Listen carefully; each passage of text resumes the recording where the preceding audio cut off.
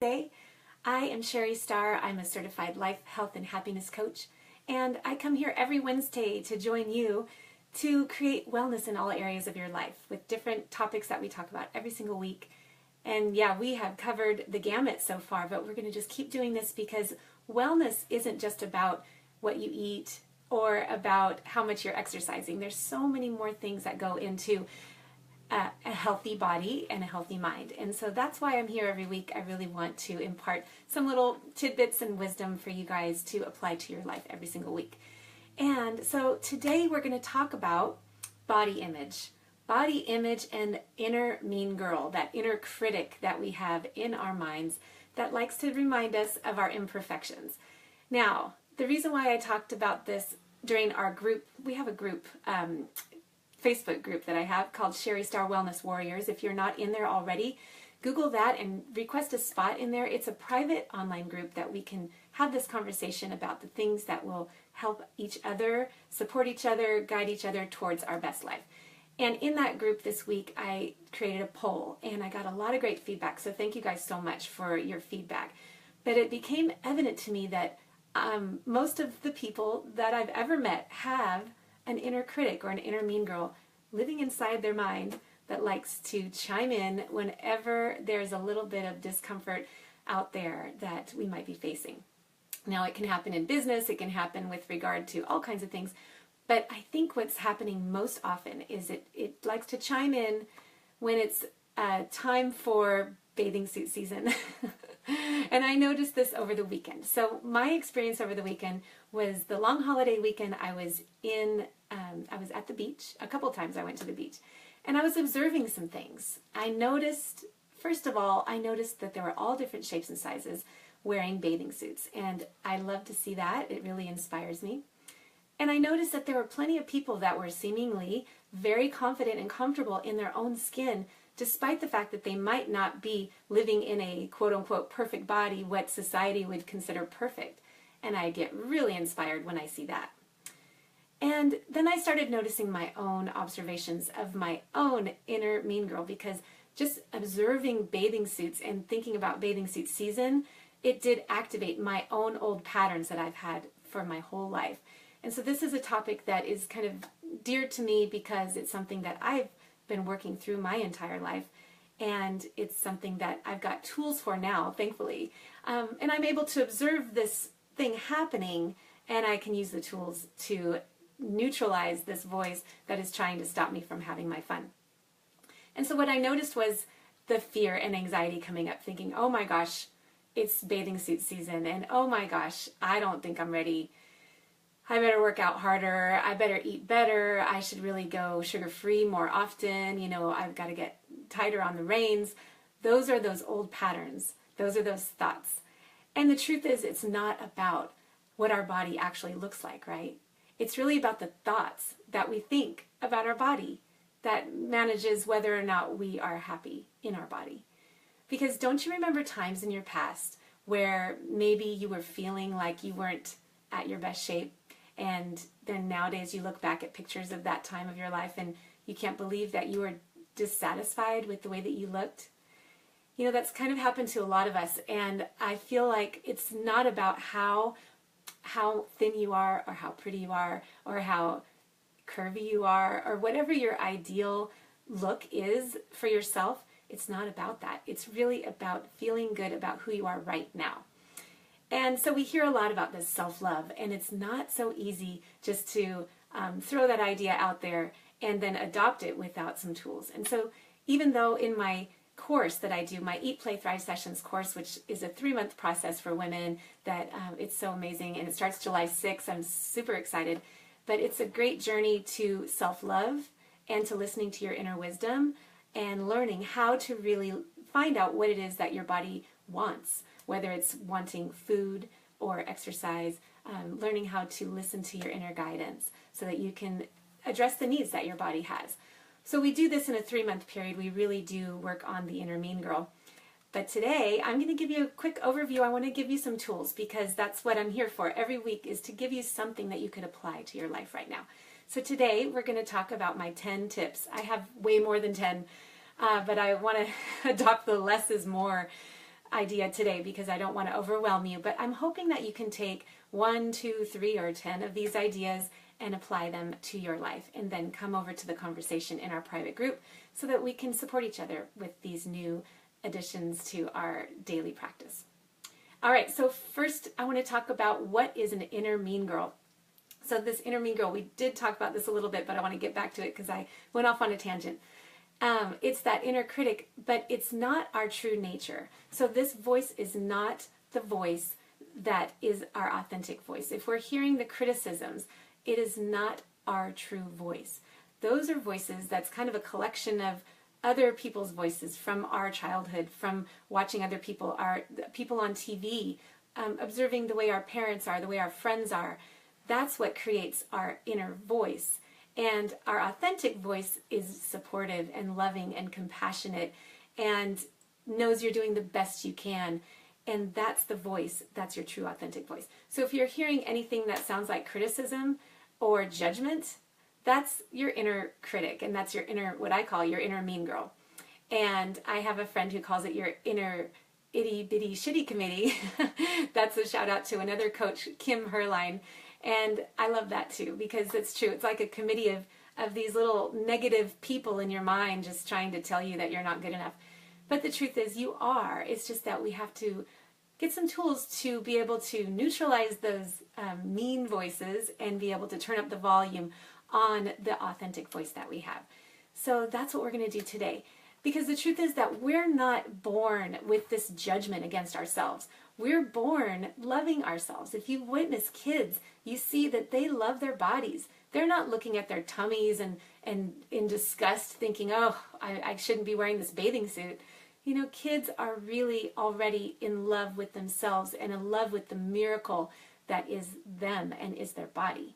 And it's only through the course of living life where they're observing other people talking about themselves and talking about other people that they start to get this awareness that, oh, maybe I should change, maybe I should be better, maybe I should be thinner or more beautiful or in some way be different.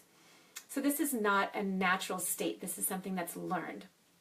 And so in my course, we try to decompose all of that and get back to the beginning, which is the truth of who we are, which is pure love. That's that true inner voice that we have inside. And so how do you know if you've got an inner mean girl that's affecting your life? There's some questions that you could ask yourself to find out if your inner mean girl is really impacting your life. So you could ask yourself, are you missing out? Are you missing out on anything in any way because of that critical voice in your mind? Are you missing out on beach parties because of being in a bathing suit? Are you missing out on pool parties or parties in general? Or vacations? Have you ever said no to an invitation, not because you didn't want to go, but because you were so fearful of being seen? And if that's the case, then that's some of the missing out that you might have experienced. Or maybe you've missed out on intimacy with your partner because you're feeling not so good in your body and you don't want anybody to see you. That could be another way that your inner mean girl is winning the war. And, you know, that convincing negative voice that's happening in your mind is really winning. So those are some ideas. If you feel like you've ever missed out on anything spontaneous just because you know that you don't look the way you want to be looking and you're afraid that people are going to see you, that's that inner critic. And so that's what we're going to talk about diffusing today. So if you've ever experienced this, it's hard for me to tell who's on the line because I don't have that set up very well right now. I'm still kind of getting new with this Facebook Live thing. So go ahead and give me a thumbs up or a heart if you guys feel me, if you have that inner mean girl and you're really ready to make a commitment to neutralize that voice so that your true, authentic inner voice can shine through. Awesome. So listen, you guys, I'm going to go ahead and go through the 10 steps. I have many more, but I don't want to overwhelm you. So let's just get started. We're going to start with how to really keep that inner mean girl in check. Because really the truth is we want that authentic voice to be louder than the inner critic. Because the inner critic doesn't really steer us in the right direction, right? We could be having all sorts of fun and then we listen to that inner critic and then we pull back. And that's not living our fullest life. And I think that's why you're here. You wouldn't be in our group and you wouldn't be listening to these Wellness Wednesdays every week if you weren't interested in up-leveling your life, creating that life that you dream of. And so the thing that can stand in our way is that criticism that comes from inside. And so we've talked about this. If you're just joining us, this is not your true authentic voice. It's a combination of lots of observations that you've made along your way.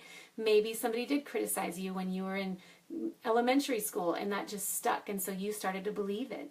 But it's not true. It's just BS, which is what I call the belief system. You've created a belief system and it may or may not be true. But it doesn't matter how thin you become. You could chase that your whole life and still never be happy, because it's not about the way you look. It's about how you think about the way you look. So today we're going to neutralize those thoughts and that sound of that voice so you can get it off to the corner where it belongs and enjoy your life. So the first thing you want to do is get a notepad. If you have something nearby, pen and paper, because I've got these 10 steps and I really want you to remember them so that you can use them when you're ready. So we're going to go through this. Number one, the first step to kicking that mean girl voice to the curb is to bring your awareness to the fact that this is not your voice. So you're going to make a separation. You're noticing this critic, like I mentioned when I was at the beach over the weekend. I noticed this inner mean girl trying to remind me that, oh, you know what, you're a little bit older now. You probably shouldn't be wearing a bikini. You're not looking like those girls in their 20s. Maybe you should get more serious with your workout regimen. Maybe that yoga isn't enough. When I hear those things, I know that's not my voice. That's not my authentic voice. That's my inner mean girl voice. So I think the first step to silencing this voice, or at least neutralizing the voice, is to notice that that is not your voice. So separating it out, catch it when it happens, and just notice and be able to observe it. So I feel like I can get above my own self sometimes and notice what's happening in an objective way, where I can say, hey, this is happening. Okay, I noticed the mean girl is here. I expected her to come because she always does, but now I don't have to own that voice. That is not my voice. So I don't have to believe what she talks about. I don't have to believe her criticisms. So I get to choose. All right, so the first step is awareness and separation of that voice. Okay, so the next thing, let me go back, I just noticed. Okay, so awareness, but also to combat that, you want to listen to your true voice. So when you're turning down the volume of your mean girl, we're also turning up the volume of your authentic voice. And the way to do that is to check in more regularly, like we talk about with our morning routine, like we talked about last week, and all the other videos that we've talked about. It's really all about learning to tap into the voice that's inside, that's your authentic voice. And it may not even be a voice, maybe it's a feeling, but if you can get quiet at least once a day, hopefully multiple times a day, where you can check in and find out how you're doing, what you need, and those kinds of things, you can learn how to check in with what your body really needs and what your mind needs in order to feel its best. So that's how you do that.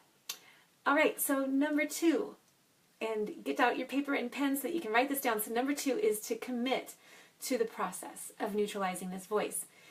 And the reason why I even want this to be a step is because I want you to understand that this process takes time. It's just like if you wanted to learn anything new, or if you wanted to, start exercising because you want to do 20 push-ups. You can't do push-ups one time and then get to your goal. You have to continue the process, right?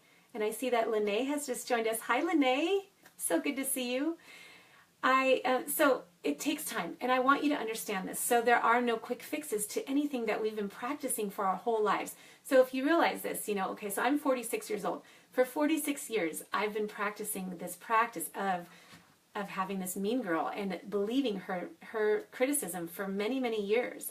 I did let this mean girl stop me from participating in a lot of the fun things that I could have been doing.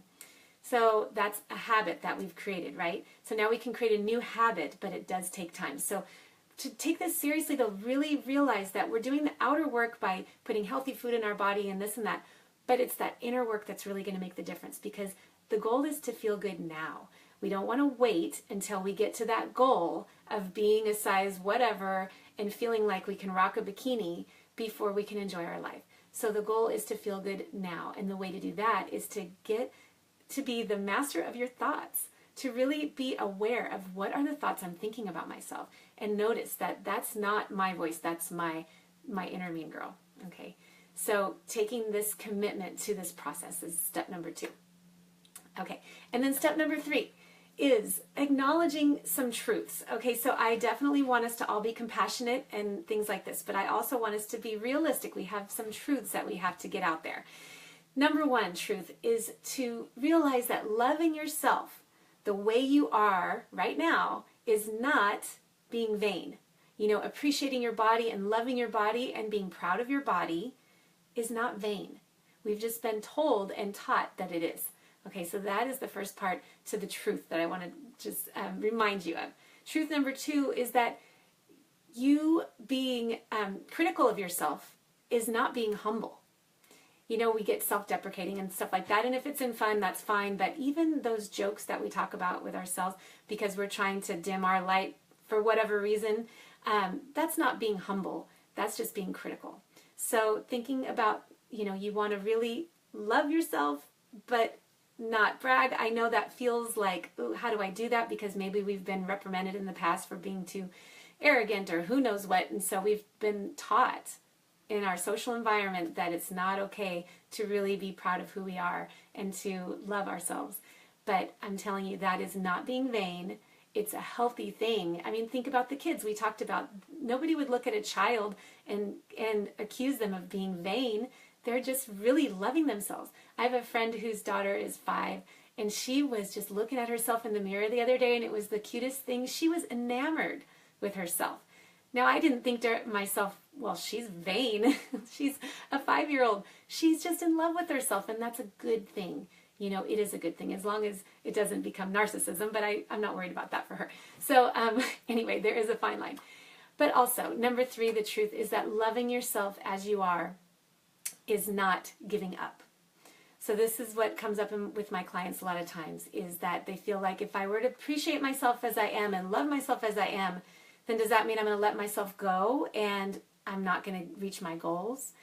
And it doesn't mean that you're giving up. It means that there is a goal out there in your future, right? But this is where you are right now. And so if you don't learn to love yourself right now, you're spending almost your whole life waiting until that day that may or may not come where you reach this perfection that you're waiting for. And so instead we can learn how to be happy with ourselves right now. And that's the magic, because it's not about attaining a goal. It's really about learning how on a daily basis to infuse that joy every single day. Okay, so that is step number 3. All right, step number 4 is to check the judgment that you have of others. And the reason why this is important is because it's oftentimes the case that if you're critical of other people, you know, if somebody walks by in some short shorts and you're thinking to yourself, or you're saying out loud, what in the world is she thinking? Does she think that she can really pull that off? I mean, look at that cellulite on her legs. Or even if she looks great, you're still judging and saying she looks like a slut, or maybe she shouldn't be wearing that.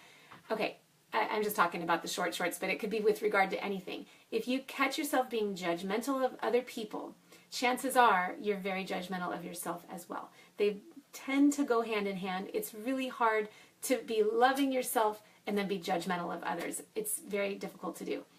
So I would really encourage you to just be aware, and then not to be judgmental of yourself if you catch yourself being judgmental of others, because that would defeat the whole purpose, but really just bring in the compassion and bring in the curiosity and ask yourself, I wonder why I'm being judgmental right now. You know, everybody's got their own body, and how cool that she can feel confident enough to walk out of her house in those short shorts.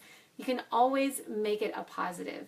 And if you can catch yourself being judgmental, that will help you to catch your own inner critic when it's being judgmental. So this is really important. I want you to realize that they go hand in hand. To be critical of others is also probably happening inside for you too. So that's the first step there. And it really does fuel that mean girl too. So it's kind of like if you ever had a group of friends who love to gossip, and then it kind of feels good for a little bit because somebody's gossiping, and then you chime in, and then other people chime in, and you kind of feel like you've got this camaraderie because you're all kind of being critical and judgmental together. That's kind of what happens with the mean girl. So here you are judging somebody outside of you, in your mind or to someone else. And then your little inner mean girl kind of gets chiming in there too, because it's almost like that camaraderie. So it's really great to just be able to be aware of this happening and be easy with yourself. You know, if you notice this happening, celebrate the fact that you recognized, oh my gosh, I was judging. Wow. Okay, so let me flip this around. Maybe I don't need to judge her shorts, or maybe I don't need to judge her body. Maybe I need to be like aware and grateful and, oh my gosh, I'm so happy that I caught this. This is great. So that's the way you can handle that, and then it will go inside as well, because if you can be more compassionate towards others, then of course you're going to be more compassionate about yourself. All right, and then that is the next step, is number 5, to have your own back. Because it's often been said that if I talk to myself the way I talk, oh no, wait, how's it go? If I talked to others the way I talk to myself, I would have no friends, right? So we really do have to embody this idea that we are our best friend. And would we say these evil, awful, hurtful things to our favorite person in the world? We wouldn't do that. So really, if we have our own back and we say loving things and we catch ourselves when we say not so loving things, then that can really help minimize and neutralize that mean girl too. So really bringing in that compassion, bringing in that love. You know, would you tell your best friend that her thighs look fat? You wouldn't do that, right? Would you say you have no business wearing that outfit? If you love this person, you would never say that. You would probably encourage them and help them to realize that they are beautiful and perfect just as they are, and that they don't need to change a thing, and that there are so many wonderful things about them. You know, so that's how you can handle it inside of your own mind as well. Okay, so number 6, we're moving on. Okay, so this one's really important. This is to become the steward of your own input. And what I mean by this is all of the things that we listen to and that we see and that we watch and that we participate in, we have control over that. We really do. We might not think we do, but we do. So for instance, if you have a subscription to People magazine or Us magazine, or if you oftentimes buy them, right? I'm not going to judge it, but I'm just wanting you to bring your awareness. I have had to stop reading those magazines. Occasionally I'll pick one up or check it out at the checkout stand, just kind of peeking at it. But what happens is I recognize that it doesn't make me feel good. What happens to me is it starts to activate that inner mean girl, and I'm comparing myself to those people. I'm comparing my body to those people in their bathing suits or their outfits. I'm comparing my hair and my skin and everything. And that's what those magazines are designed to do, really, is to make us feel like we should be better or something like that, so that we could strive to be like them. And so I just really don't read that stuff that often, because I can tell that it makes me diminish my own authentic, loving, compassionate self. Instead, I find myself wanting to change myself and be different and better because I'm not like them. So that's just one example, but television shows as well, like all those housewives shows, you know, I know that could be great entertainment, but just start checking in with your body. Are you feeling comparative? Are you noticing their outfits and those things, and are you getting inspired, or are you finding that your inner mean girl is kind of judging you because you don't have those houses or that money or the hair extensions or all those things, right? So just checking in with yourself.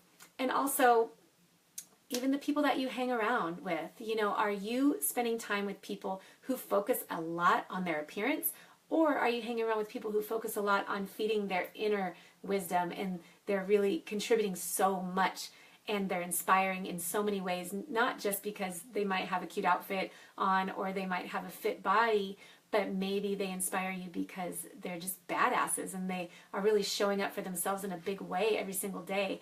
Or maybe they don't have a fit body and they're still comfortable in their skin, and that inspires you, and that they don't berate themselves. You know, so think about who you're hanging around with, and ask yourself too, if you're the person in your group that uplifts the group, or are you downgrading the experience by complaining about yourself and talking about your own imperfections, or gossiping about other people's bodies and things like that. Those are just things to be aware of. And again, please keeping the compassion in there when you catch yourself, not to judge yourself when you notice it, okay? All right, Another one, moving on, we are going to talk about number 7. Okay, so this is a good one. We're going to talk about how to engage your inner mean girl. So we've acknowledged that she's there, right? We know that she likes to chime in and criticize us. So now the question is, well, what do we do about that when we catch it? So there's a lot of different ways you can handle this, and I like to give you guys the choice by practicing different tactics. So one way you could handle it is you could ignore her completely, like you would ignore anybody that was talking nonsense, right? You just wouldn't have it. You could do that. You could also engage her in a dialogue that's kind of like a soft, kind of a sweet dialogue saying, okay, I know that you're wanting some attention, inner mean girl, but I'm just not really willing to listen to you because I don't believe your BS, and you can just go bother somebody else. You know, you can have that kind of dialogue. Or you could bring in some levity. You can tell some jokes. You could make it so that it makes you laugh. Like if you walk into your bedroom and you see your stomach in the mirror, and the first thought that comes up is that inner mean girl critic saying, oh my God, look at that stomach, that's so disgusting. You could catch that and you could bring in levity and say, well, I don't know what you're looking at, but this stomach is amazing and I'm fierce and I'm going to rock this bathing suit or whatever it is, right? So you could bring in the levity. You could also just change your personality in your mind. Like if you're typically a sweet person, you could be vulgar to the mean girl inside your mind, just kind of to shake it up, put it in its place, whatever you want to be. So trying different things like that. You can also use a mantra. This is really powerful, affirmations and mantras, where you could use something that empowers you to say, I'm exactly the way I need to be. God made me this way. I love myself exactly how I am. There is nothing to change here. You know, things like that. If you hear her popping up, you can just silence her with some affirmations. And another way too is to prepare ahead of time. So if you know that you're about to get in the shower and you're about to walk past a mirror, and typically your routine is to look at yourself and berate yourself, you can prepare ahead of time and ask yourself, okay, what is it that I'm going to tell myself when I'm walking in front of that mirror? Because I will be looking, so what words of encouragement can I offer to myself along the way before you get there? That way you're not caught off guard by the inner mean girl, but you actually get to preempt her comments. So that's another option. And I would love to hear your guys' options too. In our private group that we have, the Sherry Star Wellness Warriors, I would love to hear how you guys silence your inner mean girl. All right, number 8. We've got a couple more to go. You guys are still hanging with me. I love this. So the next one is to be bold and witness that you can survive through that discomfort. So we talk a lot about getting out of our comfort zones, right? When we do our Wellness Wednesdays, and my coaching is very much rooted in getting out of our comfort zone, because the more we do that, the bigger our comfort zone gets and the more room we have to play within it. And this makes it so that we can have a more fulfilling life. So it's really great to push the boundaries of our comfort zone by being bold. And what I mean by being bold is, okay, so maybe you're uncomfortable. It's bathing suit season. There are activities going on and somebody invites you to a party and you're thinking, what can I wear to cover my body up? Maybe you could try being bold. Maybe you could try just going for it and just seeing how that feels. And then you can realize, I survived through that scary, scary moment of bearing my body that I am so uncomfortable in right now, but I'm doing it because I know that the more I do it, the more comfortable I will get. And that this is the end game, which is to love my body the way it is, not to hide it. Okay, so that's one thing you could do to be bold. Another way to be bold is, I have a friend who's a boudoir photographer, and she's also in our group, Anastasia. And I don't know if you're watching right now, Anastasia, but she does boudoir shoots, and that's another great way, even if you don't have a partner, and even if you don't want to share those photos, but if you were to see the beauty that she brings out, it's not her putting beauty on you, it's her bringing out your natural beauty. And it's not vulgar, it's beautiful. I mean, these pictures that you have to see them. So search for Anastasia in our group and you can see what I'm talking about. She has a website. But I just love the idea of being bold to rock your body. And she does photo shoots with all different shapes and sizes.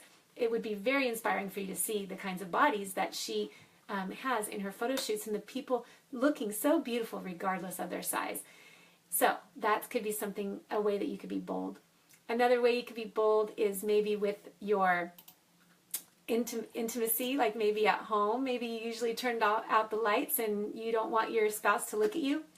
Maybe you could try putting on something sexy. Maybe you could try keeping those lights on. Maybe you could do something like that and be bold and just really try to own it. I know it's scary. I really, really do. But this is the way to gain confidence, is to doing the things that feel scary and doing them anyway, and then realizing you survived. That's the way to do it. All right, so number 9 is to embody that warrior spirit that we talk about in my group, right? I love the word warrior, especially like the Xena warrior princess and things like that, because that's the image that I get from that is somebody who is brave and isn't going to let some little inner mean girl critic stop her from doing the thing that she really wants to do. So you can ask yourself, what would my warrior self do? What would she do if she were invited to this party and she were afraid of putting on a bathing suit or something like that? I know I keep talking about bathing suits, but it's because the summer is approaching, and I'm pretty sure that most of you have this on your mind. But you know, what would she do? She probably would not care if other people had opinions about her. She definitely wouldn't care if this non-person inner critic had opinions about her. She would do what she wanted to do, and she would not care. That's what a warrior would do. She also would definitely not let her inner mean girl win.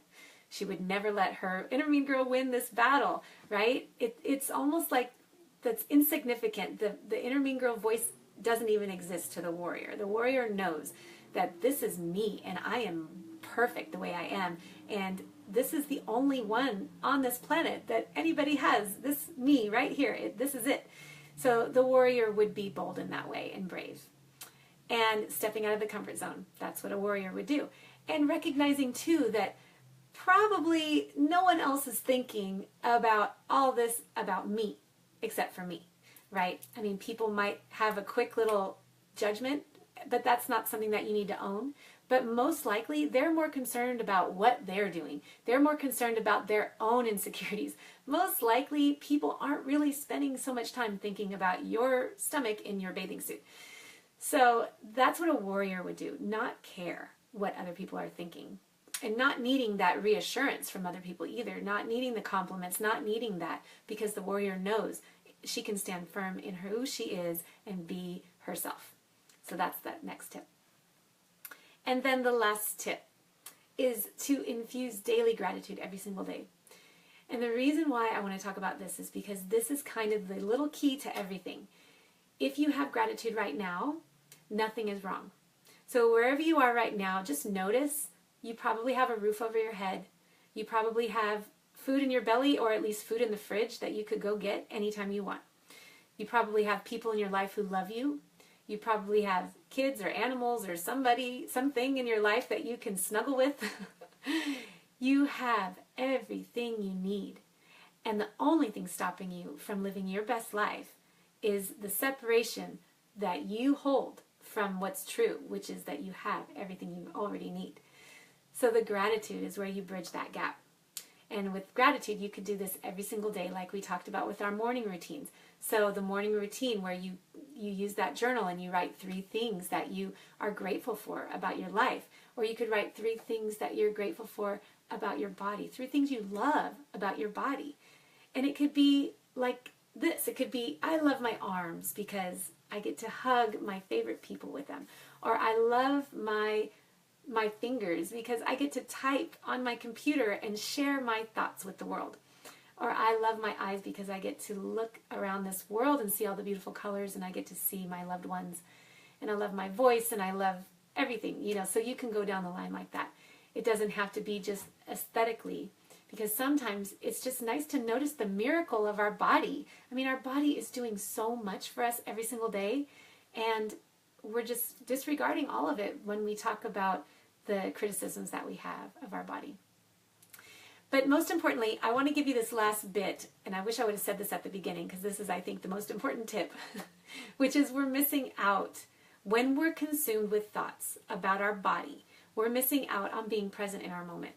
We're missing out on being present with the people that we are with. I I mean, how many times have you been at a party or at a gathering or even just talking one-on-one and you're not even hearing what they're saying because you're consumed with thoughts about your body or your hair or your wrinkles or whatever, right?